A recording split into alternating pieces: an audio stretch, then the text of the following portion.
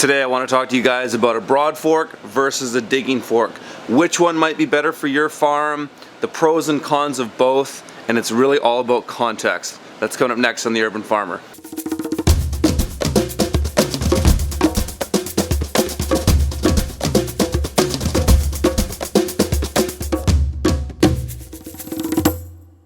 First, let's talk about the broad fork. Many of you who follow my work or the work of Jean-Martin Fortier know what the broad fork is. For those of you that don't, a broad fork is essentially a earth moving tool used to loosen subsoil without using a rototiller in a sort of the least disturbant way.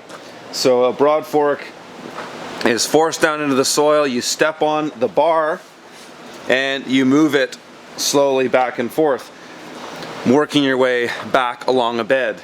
Now, the broad fork is a fairly time-consuming tool to use. A lot of farmers, like Jean-Martin, they will broad fork their entire farm every season, and that's a lot of work, and it takes a lot of time. But there's a lot of benefits to it in the sense that if you're not rototilling, you're not disturbing the soil and mashing it up and spinning around all those bugs and microbes that can cause a lot of damage to your soil. So there's a lot of benefit to the soil for using a broad fork. Broad fork is often criticized by people who are lighter weight and might not have the upper body strength to move the broad fork back. It does take some strength to use, and on my own personal level, I don't use a broad fork that much, and this is really all about context. The reason I don't is, for one, a lot of my work is in greenhouses on the shoulder season, and it's hard to use a broad fork in a greenhouse because if I'm near the sides of my greenhouse, it's hard to get this tool up high enough to get enough downward thrust to get it into the ground. So that eliminates about at least 6 months of the season for me, maybe even 8 months of the season for using it. The other thing that I don't like about a broad fork is if you have soil that's rocky, forget about it. It's near impossible to use.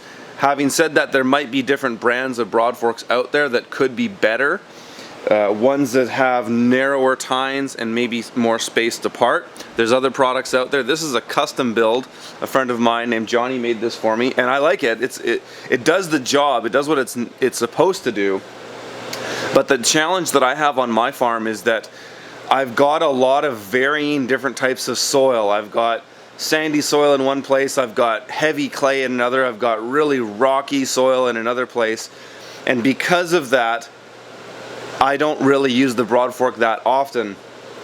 If I use it, it's at certain plots at certain times of the year. And again, I can't really use it on my shoulder season when we're in greenhouses because, like I said earlier, I can't get it up to the sides. I also find it's a lot of work to use. I basically, from this point, I don't really use a broad fork any longer. I have one, I think it's a great tool, but it just doesn't fit in my context that much.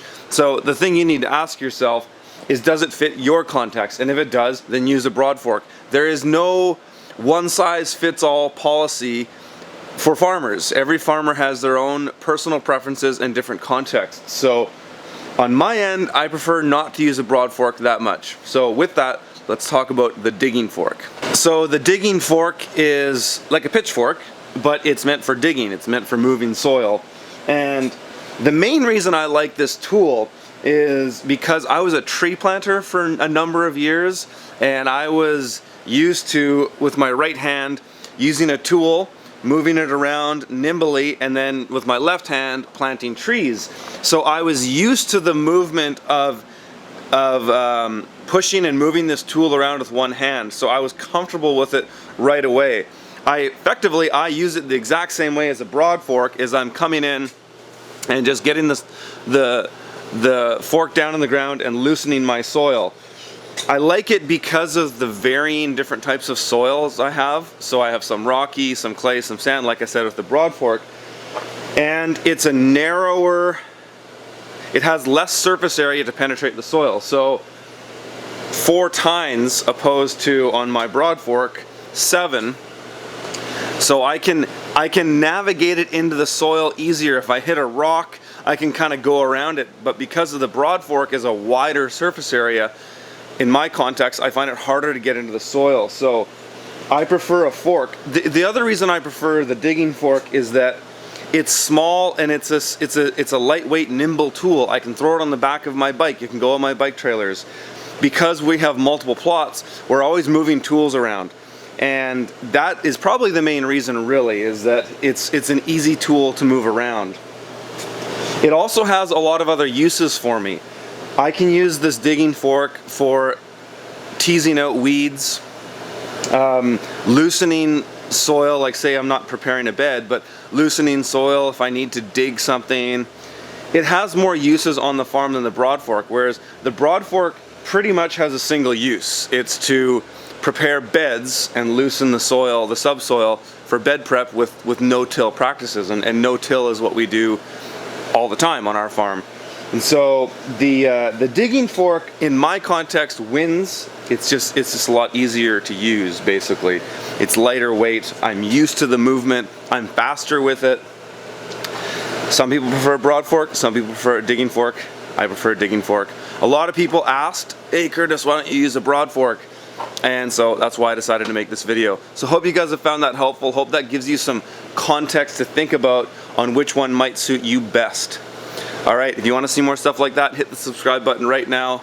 Please like and share these videos with your friends, and if you want to check out more in-depth content like this, have a look at my online course, profitable.urbanfarming.com. But I've also got my one-day workshop coming up, and if anybody takes my one-day workshop, they get a $200 discount to take my main online course. So my one-day course is at theurbanfarmer.co/book. You can see my book in there and a few other products that I have as well. Alright guys, thanks for watching.